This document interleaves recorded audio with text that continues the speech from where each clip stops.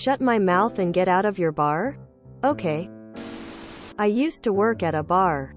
As the only female security, they'd had some very bad things happen when a man followed a woman to the bathroom. So they needed a woman that could keep an eye on what happened in there. This bar got in legal trouble all the time. The bathroom thing above, fire marshal closing them on some busy weekend nights for being way over capacity. The liquor board had pulled their license once already for serving minors with pretty obvious fake IDs. I was one of the new security hired to help resolve all this.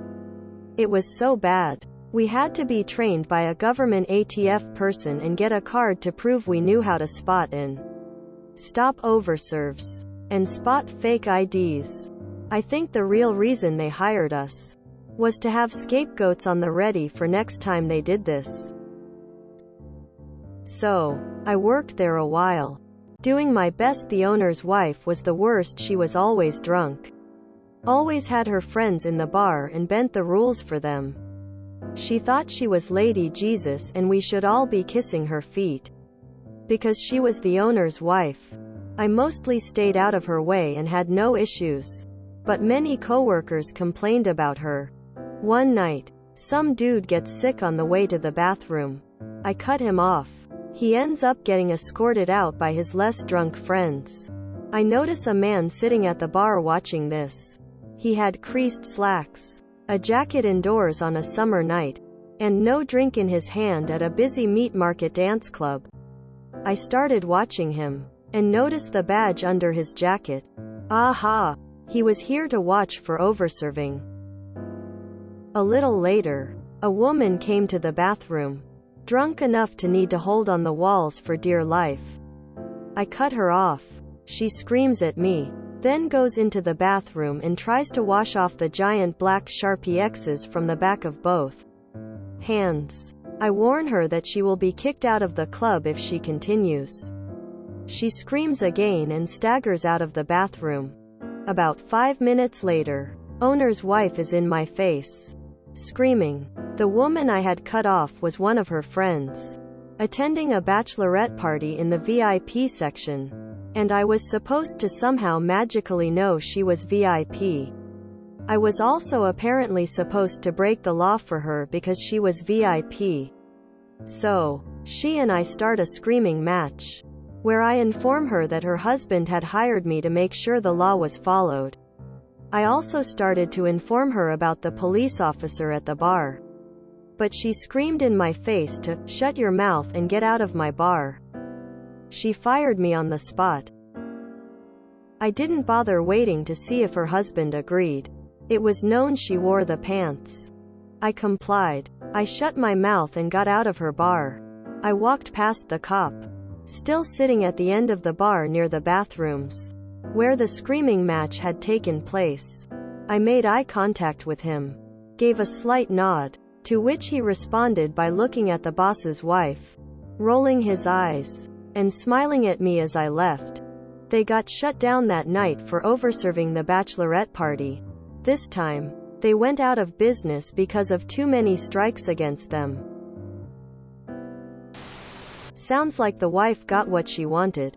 You left. Then the cop took over. Hopefully they never operated a bar again. My favorite part about this story was the guy sitting at the bar wearing a big foam hat that said, "Not a cop, LMAO. Good on you op." There's a bar near me that only takes 5 minutes to walk to, but 45 minutes to walk home from. The difference is staggering. Sounds like the night I saved my store a strike. We had cops hitting all the local places that sold liquor, the liquor store up the street, the Asian restaurant next to that, Walmart, 7-Eleven, ECT. Our store was the only one that hadn't been hit. For the first time in my years of working there I got to ID the cop and got the green card saying we'd survived a sting. I was so tired I almost couldn't stop myself from saying, "Bro, this obviously isn't an ID." This makes me very happy. I'm glad you got them out of business by trying to do the right thing. I would honestly bet you saved some lives. I was in the biz for 22 years. Bartender for 15. And bar manager for 13. This story is glorious. With one owner. I had to scoop him off the floor and into a cab more times than I care to remember. Peter. Your name is on the fucking liquor license. It's time to go. Good on you. Op.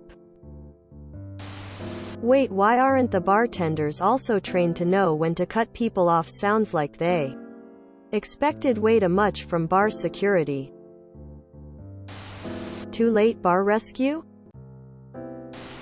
Damn, that was a nearly perfect example of laser-guided karma. Great job. They deserved it. You didn't. Great story. And well played. Maybe I watch too many movies. But it reminds me of Al Pacino and Sean Penn at the end of Carlito's Way. The part with you walking right by the cop and everything. Man, I gotta believe getting a nod as you walked out sealed the deal for the cop. Lady FKN hired someone to keep her business safe. And then fired them when they did. A good way to not last long as a business owner is ignoring various laws. The reason we have laws on overserving is to try and cut down on drunk drivers. The government can't completely ban all alcohol as we have tried in the past and failed. So we have laws to try and limit drunk drivers as they still cause a massive issue when it comes to late-night crashes. Justice was served that night. Good for you. She thought she was Lady Jesus and we should all be kissing her feet. Because she was the owner's wife. It's a country song. What was your next job? Did you do security somewhere else or get into another line of work? R. Pro Revenge. This is glorious. I love every single post from this subreddit. It's pure satisfaction. Good job, Op. Well played. This is quite the deliciously devious beverage. If you enjoyed this video, please check out our playlists full of similar content. Epicaricast is like doom scrolling for your ears. Please like, share, and subscribe.